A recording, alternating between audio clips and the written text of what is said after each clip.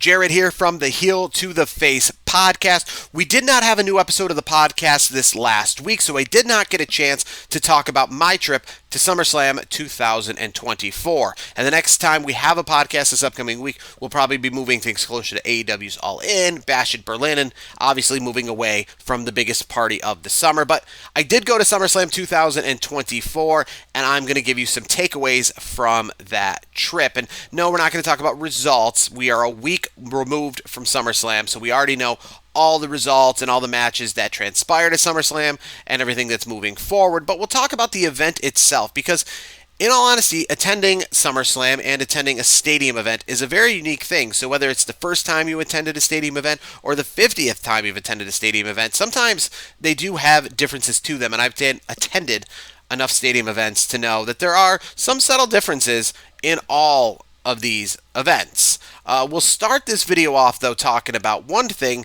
that has been a staple at the major events this year, at least from WrestleMania to SummerSlam, and that is getting your hands on a special edition of Prime. Now, you're holding up here, SummerSlam Prime. The difference between the SummerSlam Prime and the WrestleMania Prime, though, is that the SummerSlam Prime is a flavor listed on the bottle as Meta Moon. Now, if you want to know what Meta Moon tastes like, you can pick up a bottle of the WWE Prime that's available in many stores. That is Meta Moon flavor. So this SummerSlam bottle is essentially just a special edition packaging. As for the WrestleMania Prime that I received at WrestleMania for free outside of Lincoln Financial Field, we had to test and drink that on another YouTube video you can find on this channel, and where I said it's pretty much lemon lime flavored, but it did not advertise on the bottle what flavor it was going to be. So if you're a Prime fan and you're wondering what SummerSlam is, it is the Meta Moon flavor. You can go buy that. And as for WrestleMania, though not listed on the bottle, I'm going to tell you it was lemon lime flavored.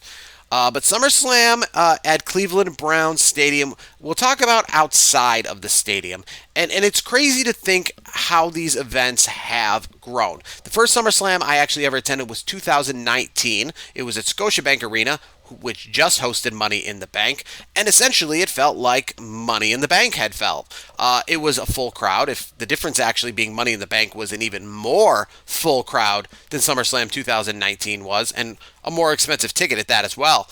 But now SummerSlam has moved on to stadiums, and since they've moved on to stadiums, I have attended 3 of the 4. Las Vegas, Detroit, and now Cleveland Browns Stadium. I did not get to attend the one in Nashville, so I have attended 4 out of the last 5 SummerSlams that were in front of crowds. And every year SummerSlam is bigger and bigger. We all know that SummerSlam is moving to 2 nights, potentially starting next year. It is moving to 2 nights, and I think that is it's going to be very interesting to see because obviously SummerSlam is not like WrestleMania in the past, right? We're used to WrestleMania being 1 night and then turning to 2 nights when WrestleMania ballooned to this extravagantly long event.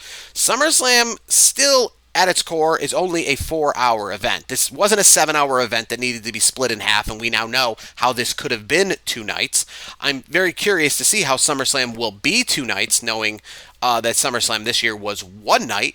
Had all the matches you would need. So essentially, in the future, they're going to have to, I guess, create more matches that are interesting for SummerSlam. And as Triple H even said during the press conference when talking about booking a 2-night SummerSlam in the future, there's still these other events you have to book, like the SmackDown the night before. Without those tag team matches at SmackDown doesn't have a lot going for it. So you needed those matches for SmackDown, and SummerSlam was plenty long in itself. So it's going to be curious how in the future you book SmackDown and then 2 nights of SummerSlam.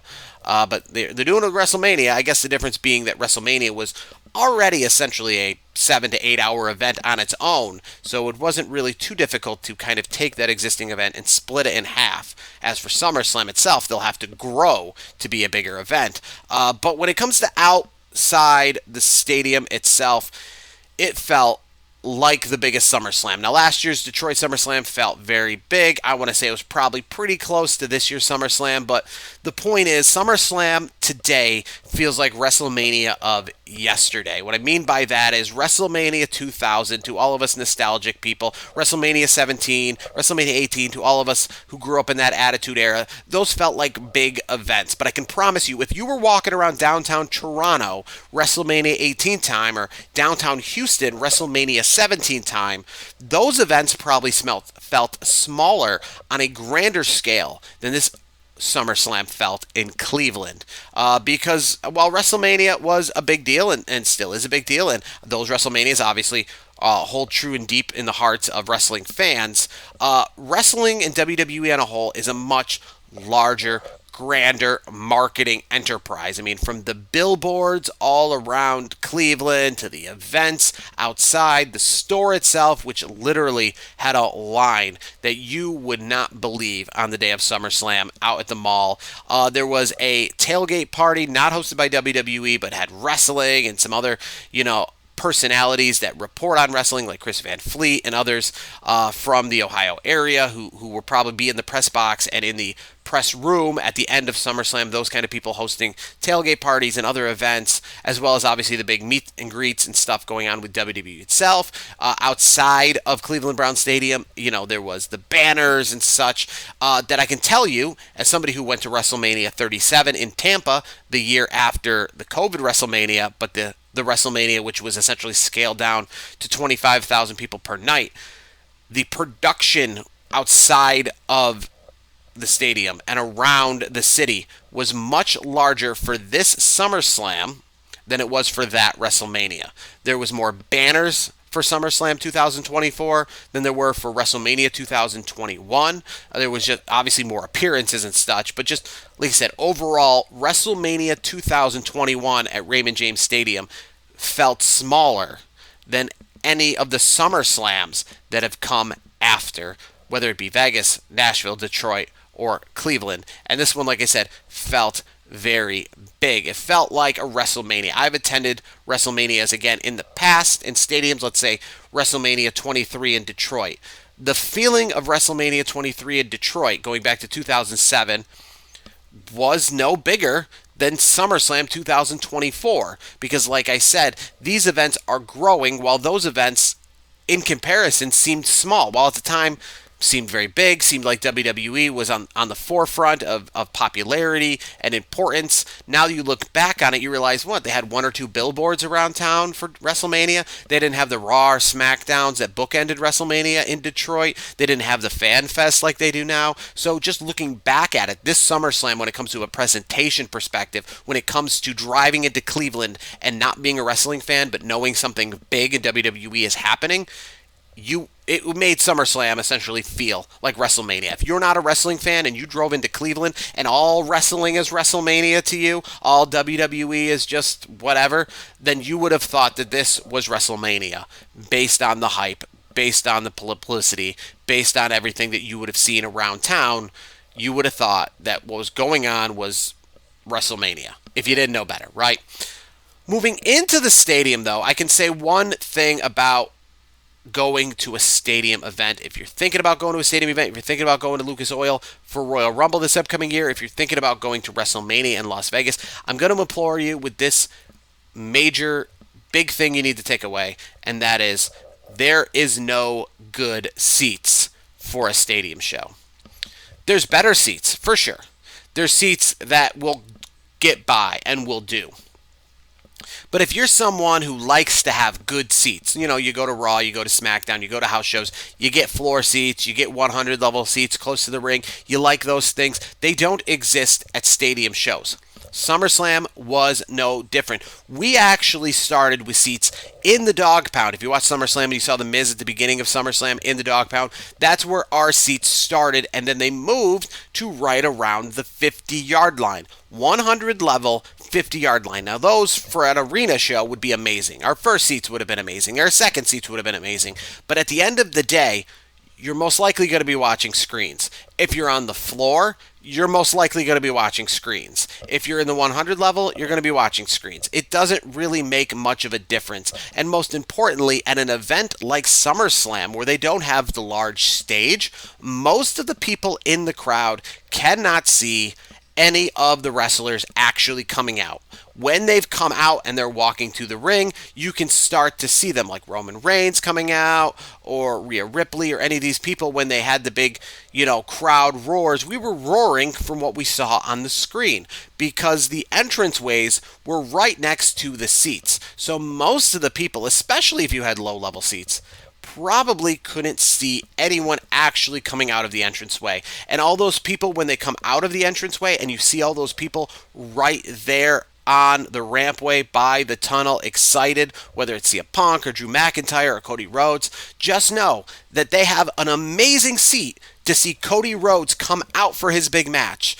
But once he walks away and heads to the ring, they now have one of the worst seats to watch the wrestling. So when you go to a stadium show, my best bet to you would be get a seat that is unobstructed, meaning that you don't have a pole or a beam in your way, and then just enjoy yourself. That's all. You're not going to have a great seat. You're not going to see better than they do on television. You're not going to be up close with the action where you're going to feel the sweat, unless you're sitting ringside, which even so, like I said, the green shirt guy we all see sitting ringside at SummerSlam, he couldn't see one bit of the entrances because they were happening 50 yards away. So even for him, who's sitting ringside and has a great view of the action in the ring, he can't see any of the entrances. And if you're sitting really right close to the entrances, you can't really see the ring. So it's just a give or take when it comes to a stadium show. There's really no point in to argue and to fight over what the best tickets are and try to get yourself a view that is primo, to keep yourself on television the whole time. It's probably not going to happen. I would say this much. Avoid the floor. Avoid the floor unless you're sitting in the first 2 or 3 rows. Other than that, stay off the floor. And then I would even say maybe even avoid the 100 levels. Just get yourself a lower road, upper deck seat, midfield, we're lined up wherever the ring is. And again, you're going to be watching the screens either way. So it's all about the experience. No reason to go broke to have a closer seat when at the end of the day, your closer seat at a stadium event is still probably the equivalent of a nosebleed seat at an arena event. So if you wouldn't spend $800 to sit in the worst seat at Madison Square Garden, way off into the upper decks, then don't spend $800 to sit in 100 level for SummerSlam, because you're still that equivalent of space away from a wrestling ring. But going back to the in-ring presentation or the in the stadium presentation, I will say that it is crazy to think that, all I talked about in this feeling like a WrestleMania outside of the stadium does not feel like a WrestleMania inside of the stadium. Now, you might have noticed when you watched at home, this event was lacking pyro big time. No fireworks, and only for Cody Rhodes was there pyro, and it was pyro that was probably worse than the entrance pyro he has on a typical SmackDown.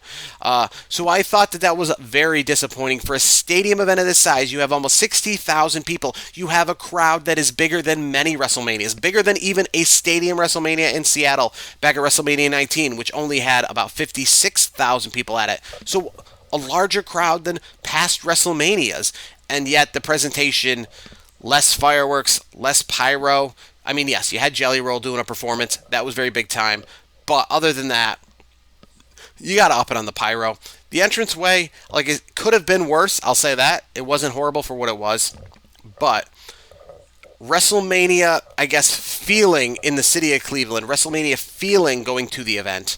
Not WrestleMania feeling in the event when it comes to how WWE presented the event from an entertainment not in ring, stage presentation, pyro firework presentation, not WrestleMania in that sense.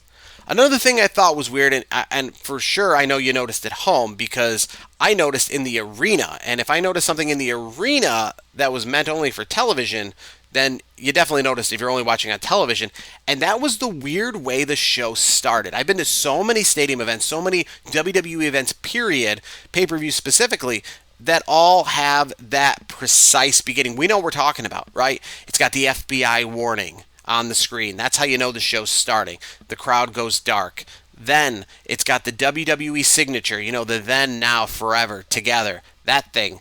Then the show begins, whether it's a shot of the stadium, an opening video package, what we're used to. But this year was all really weird. At 6:58, they did God Bless America with Jelly Roll in the ring, and then immediately went to the start of the show at 7, 7 o'clock and like 30 seconds. And if you were to go back and actually watch SummerSlam on Peacock or any of the streaming networks, it is presented in that weird way where when you pull up SummerSlam, it doesn't have the signature, it doesn't have the big entrance video. It literally starts in the middle or at the end of Jelly Roll doing God Bless America, and then the event, because it bleeds right into the post show, ends with kind of like Jackie Redmond half talking to start the post show. So it's just one of those weird kind of things when you watch wrestling back in the day, like a pay-per-view, you bought it on tape or on DVD, it had a really precise start, it had a really precise finish. Now, like I said, if you pull it up on Peacock, the first thing you're going to see is not the FBI warning or anything like that. It's going to be a flyover over God Bless America, and I think like, you know, a crowd already roaring as the song is fading out, and then the start for SummerSlam. So I think it's just a weird kind of like joined in progress kind of feel. And then at the end of the show, like I said, when it ends, it's not going to end with that precise fade to black. It's going to end with Jackie Redmond essentially introducing the post show and then the event getting cut off. So, strange way that WWE is doing that presentation nowadays, where the pay-per-views don't, again, have these, you know, precise, like, this is the end of the pre-show, this is the beginning of the show, there's that FBI warning that is really like a direct cut between them, kind of just bleeding in God Bless America from 6:58 into the show. So the show essentially starting more or less at 6:58, without a grand beginning, without that whole, you know, FBI warning, without the signature, just kind of God Bless America, and it's SummerSlam. You know, feeling very weird in that perspective. But overall, like I said, your big takeaways, if you're going to a stadium show, go knowing you're going to be watching the screens and you're just there to have a good time. The biggest thing about going to any stadium show is that you want to be in the city for the event, because that is the event. Going to WrestleMania or going to SummerSlam essentially takes away just watching the event on television for the few hours that it's on TV and turns it into this major event all weekend long. So that is really why you go to these events. That is really why you go to SummerSlam, because it's not about attending 4 hours of WWE wrestling on a Saturday night in the summer. It's about attending a weekend of WWE activities and the vibe and the feeling of being at SummerSlam leading up to the event with lots of time. I could have essentially drove up to Cleveland the day of the show, just a few minutes before the show aired, because, you know, it's a very close drive. But I chose to drive up Friday so that I could make sure that I woke up on the Saturday, on the day of SummerSlam, in the city, in the feeling, and even getting to experience and buying merchandise like the SummerSlam hat that I have the day before SummerSlam, so that SummerSlam was not just 7 o'clock on a Saturday night, but again, was the whole weekend long. For those of you who followed along with our social media all weekend long, we appreciate that, posting stuff from Cleveland, Ohio. And we've got a new episode of the Heel of the Face podcast coming up this week, so make sure to check that out.